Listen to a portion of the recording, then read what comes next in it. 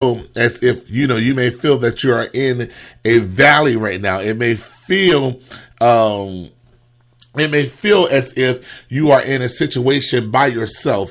It may feel as if, God, how is it that I just got placed into a situation such as this? God, why are you placing me through this valley experience right now? But God is telling you through in that scripture, he says that the righteous person may have many trouble. Listen, if you don't go through anything, and I know I said this last night on the broadcast, and I just want to say it again today. If you're not going through anything, if God is not, if you're not feel like you're going through the trenches, you don't feel like you're being beat up on, if you don't feel as if the devil is attacking you, I come to tell you that you need to check your relationship with God, because that means you're not going anywhere. The devil don't bother people who he already have in his circle. Think about it. It only makes sense. The reason why you have to fight and struggle so much is because of the simple fact that you are called by God. And that means that your breakthrough is right around the corner. I come to tell you, the more that you have to fight, the more that lets you know the closer you are to your breakthrough. I wish I had a witness in here tonight, because just because of the simple fact that you may have to fight does not mean that God is not on your side. Last night, I also encourage you, let you know that whatever situation you may in, remember that God is with you.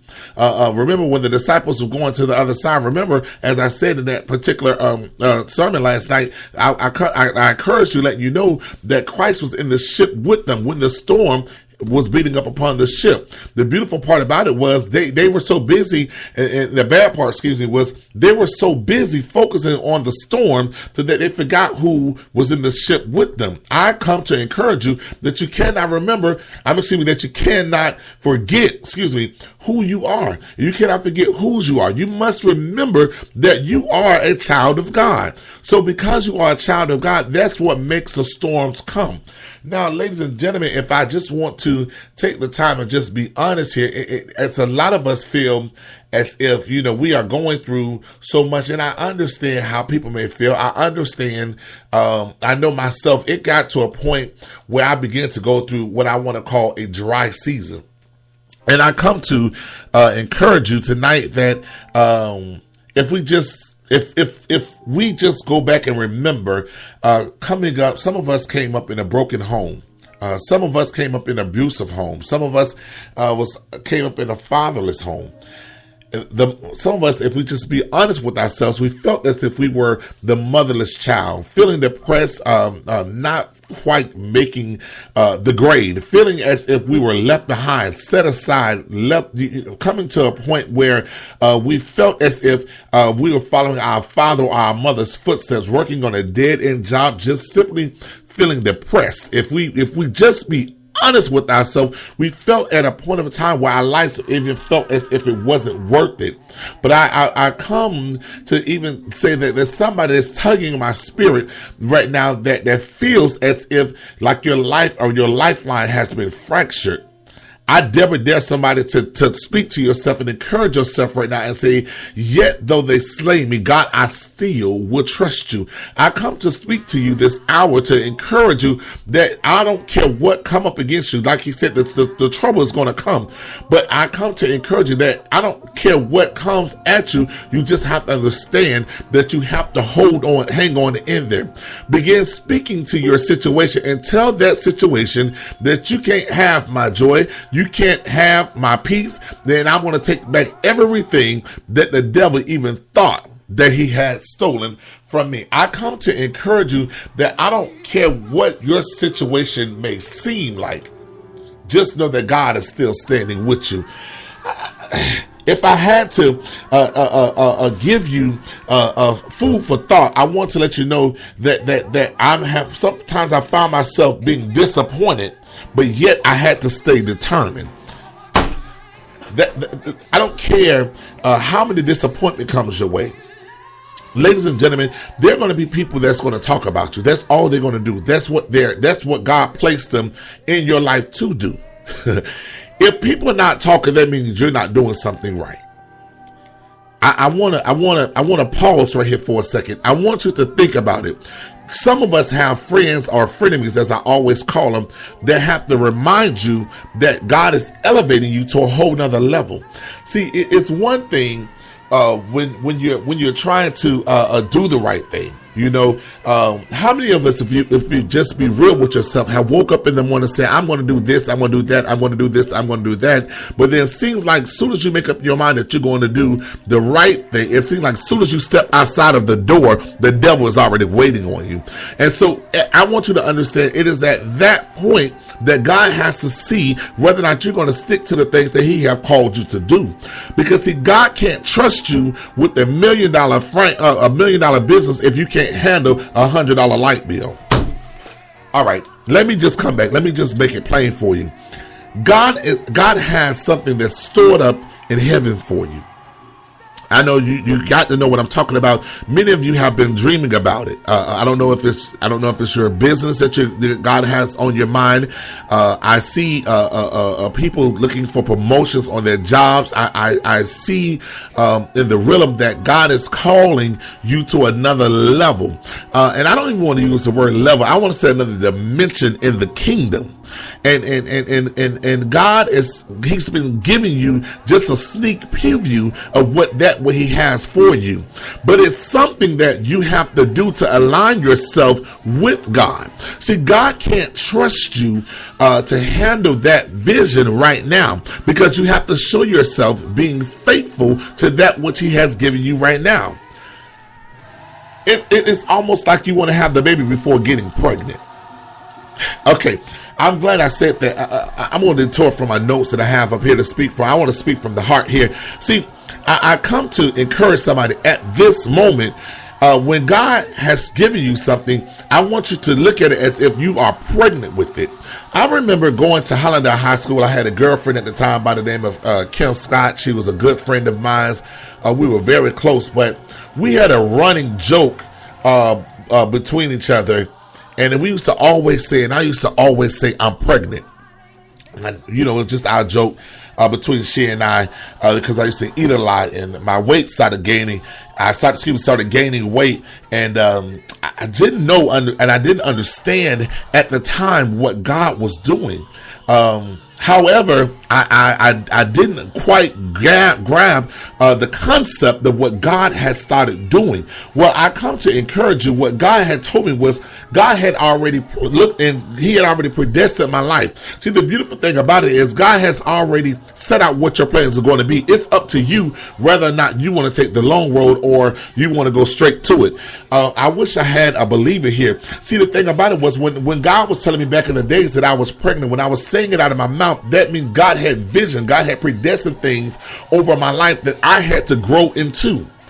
Adolf Kipling says there's a crown that's above your head that you just have to grow tall enough to wear. What that means is you have to find yourself getting to a certain level where you can handle that which God has called for you to handle. So with that being said, I want to encourage you that while I was saying that at the time that I was pregnant, I did not understand that God had ministry growing inside of me.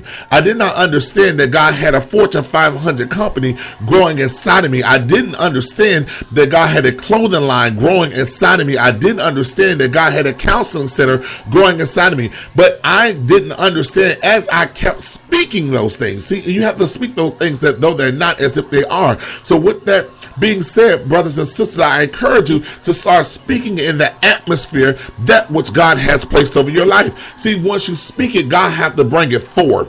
Power of life and death is in the tongue. So again, as I say to you, God has impregnated you with that what he has told you that he has for you. All you have to do is, first thing is, you have to believe.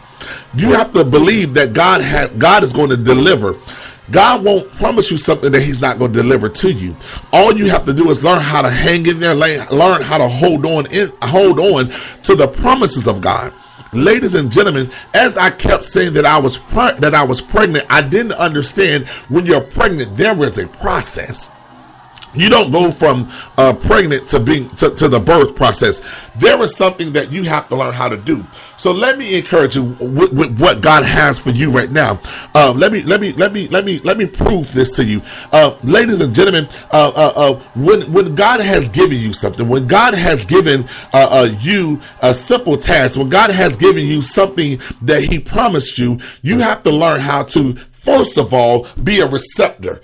Okay, now what I mean by receptor, God is the male figure, and there it is. You have to plant yourself. He's coming back for a church without a spot or wrinkle. And as we know that we are the church, so that means at this particular point, being born in man, but yet and still to Christ, I am the bride because I'm the church. So God has impregnated me with a certain task, with my ministry. So at this point, I find myself in the first trimester.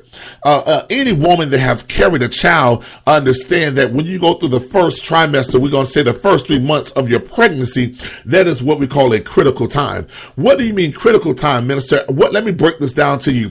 It is at this time when God gives you that mission, when he impregnates you with what it is that He has for you. It is up to you whether or not you want to carry it, abort it, or place yourself in a situation where you can lose it. Come on here. Okay, let me make it plain for you. You have to find yourself being able to carry that embryo, that very small mustard seed. You have to be very careful what you do. You have to be careful what you eat. What I mean by eating, you got to be careful what you allow to come into your body. Because if you take everything inside of your body, you don't know what type of damage you can be causing to that which you're carrying. And you also have to be careful what you hear. There was a toy that came out a couple years ago, and they said as you read to your child while you're pregnant, the more likely your child will be able to read or be a stronger reader when he or she is born. And I come to encourage you that that's what you have to learn how to do while you're pregnant with the gift that God has inside of you. You have to learn how to read before you can feed that child that you're carrying.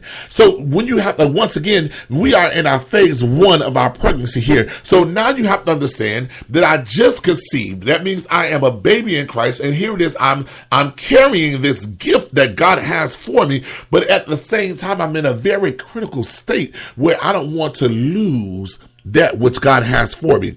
I want to bless you with this. When God gives it to you, He intends for you to keep it.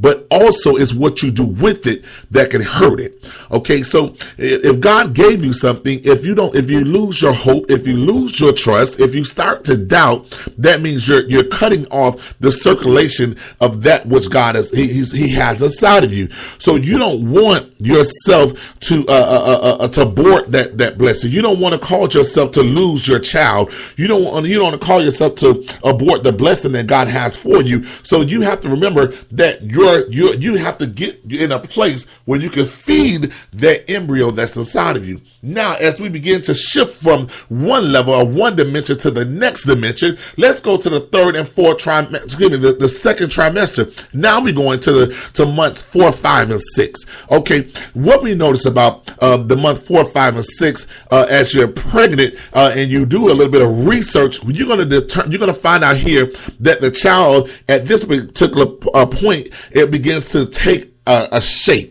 Okay, what are you saying, Minister Rembert? What I'm telling you is right now I have begun to fast a little bit. I begin to pray a lot. And now God has shifted me from one level to the next dimension. And so now that that which I am carrying, that ministry that I'm carrying, or that company God has caused me to be able to dream about, or that desire that God has given you, God is saying at this particular point, long as you stay faithful, long as you stay connected with me, that which you are carrying is beginning now to take form. It's beginning now to take shape. So what I'm saying to you is now I don't want you to get to a point where you have begun to get so comfortable that you begin to allow yourself to listen to the foolishness. See, it's going to be at this point in your life when God is letting that situation take form. You have to remember this right here. That which God has given you, no man have.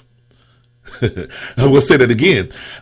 If God has told you that He has a company for you to start, I don't care how many quick stops out there. If God said he's going to give you a grocery store, please understand that the grocery store he's going to give you is better than the one that's already there. God is not going to give, he's not a God that's going to put your blessing or that what he promised you. He's not putting it on a copy machine and making a duplicate copy of it and they're going to give you the same thing. No, I come to let you know that which God has promised you, no man have it. So what I'm telling you is, don't allow yourself to get with the naysayers. Don't allow yourself to get distracted